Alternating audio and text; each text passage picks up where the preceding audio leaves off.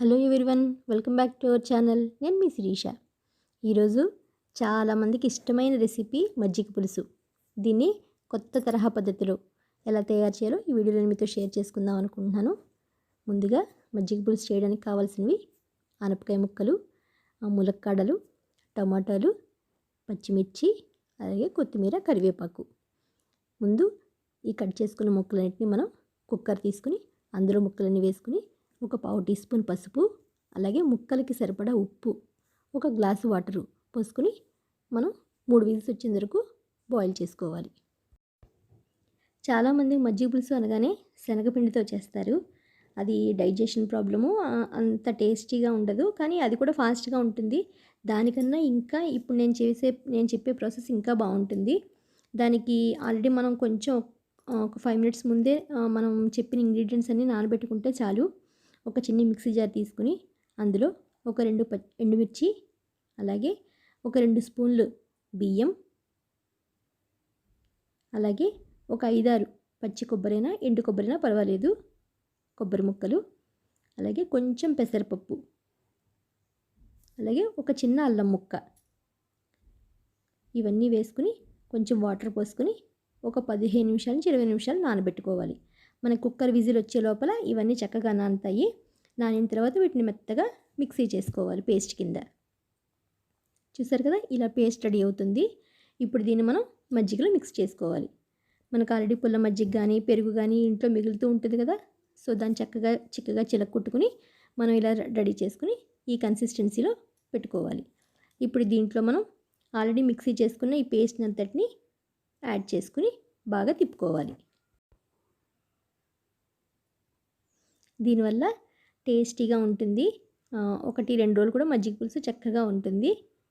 ఈసారి మీరు ఇలా ట్రై చేసి చూడండి.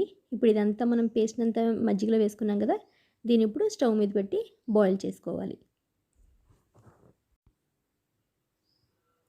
చూసాం కదా, స్టవ్ కొంచెం మీడియంలోనే ఉండాలి, హైలో ఉండకూడదు. మజ్జిగ చేయడానికి ముఖ్యమైనది ఏంటంటే మనం మజ్జిగ ఫస్ట్ స్టార్ట్ చేసినప్పుడు స్టవ్ మీద పెట్టినప్పుడు తిప్పుతూనే ఉండాలి. వదిలేస్తే కనుక మజ్జిగ విరిగిపోతుంది. విరగకుండా ఉండాలి అంటే మనం ఒక 2-3 పొంగులు వచ్చేంత వరకు మజ్జిగని ఇలా తిప్పుతూ ఉండాలి. మనం ఎప్పుడైతే 2-3 పొంగులు వస్తుందో అప్పుడు మనం ఉడికించుకున్న ముక్కల్ని ఇందులో యాడ్ చేసుకోవాలి. చూసారు కదా, బాయిల్ అవుతుంది.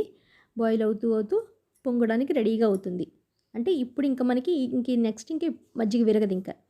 సో ఇప్పుడు ఇందులో మనం ఆల్రెడీ కుక్కర్లో మనం ఉడికించుకున్న ముక్కలు ఉన్నాయి కదా, వీటన్నిటిని మజ్జిగలో పోసి ఇంకో 10 నిమిషాలు ఉడికించుకోవాలి.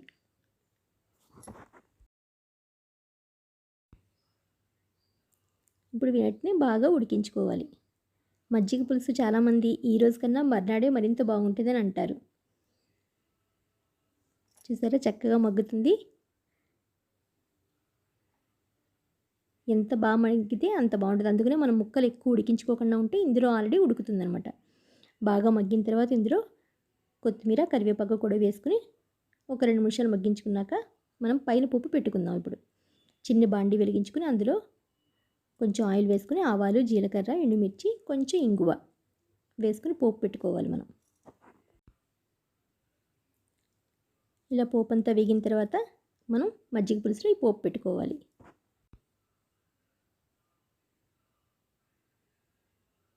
ఇది కూడా ఫాస్ట్గా అయిపోయేది. మజ్జిగ పులుసు అంటే పెద్ద ప్రాసెస్ కాదు, ఈజీగా చేసేసుకోవచ్చు.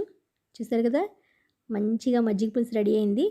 చల్లారాక దీంట్లో ఫ్రైస్ తోటి మజ్జిగ పులుసు చాలా టేస్టీగా ఉంటుంది. మీరు కూడా ట్రై చేయండి. దీన్ని మనం ఇప్పుడు సర్వింగ్ బౌల్లోకి తీసుకుందాం. మజ్జిగ పులుసు 2 రోజులు ఉన్నా పాడవదు.